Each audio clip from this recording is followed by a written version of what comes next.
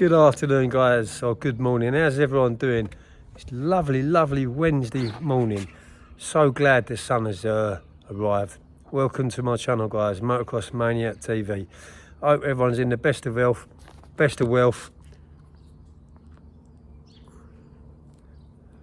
being the best version of yourself you could possibly be. I shouldn't be smoking, I know that, the doctor told me that, but there you go. So yeah, busy bee today. I've been for the last few days. Unfortunately, with these iPhones, you can't spin the camera around. So what I'll do is I'll turn the actual phone around and show you what I'm doing at the minute.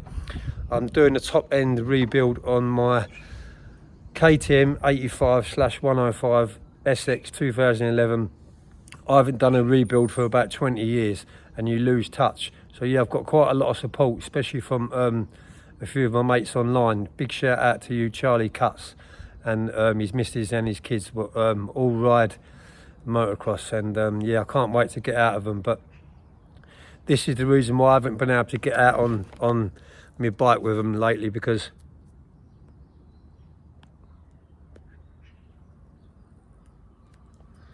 the bike's been holding back quite a lot. Under strain, it's like backfiring, holding back. Initially I thought it was the carburetor, so I changed the carburetor. Wasn't that problem. Then someone said it was the stator. I changed the stator, put a new stator on it. It wasn't that problem. And yeah, just found out that it hasn't had a rebuild in probably about 80 or 100 hours plus, because the last idiot what I got the bike off of, as I said, he just ragged it. Spin the camera around, I'll show you if you can see what I'm doing. Just about see, can't I? Nearly there. Got the power valve off, got the tank off, the radiator hoses, the seat. Undone the little knuckle on that power valve there. Just I'm pointing at that was a bit of a job to get that out. Wasn't too sure whether I needed to undo that clip there, and someone said don't undo that clip because that's your timing, it'll knock all your timing out. So yeah, doing that. Got all my tools out. Epoxy phone.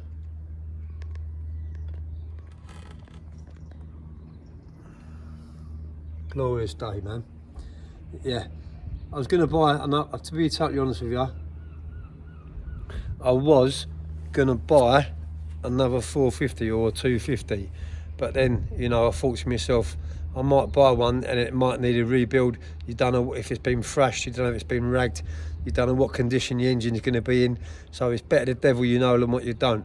So I've decided to, yeah, give this little KTM a good going over. I've rebuilt it from the ground upwards, to be totally honest with you, and this is the last thing what I need to do, is this top end rebuild. I won't be able to tell what piston it is, a 105 or an 85, until I actually get the head off in a minute. I'll probably do another video in a minute once I've got the bolts off the head and the piston is revealed. Anyway, guys, hope you're enjoying the sun. Hope you all had a good Easter, and I'll be back at you in a bit. Have a good one, man.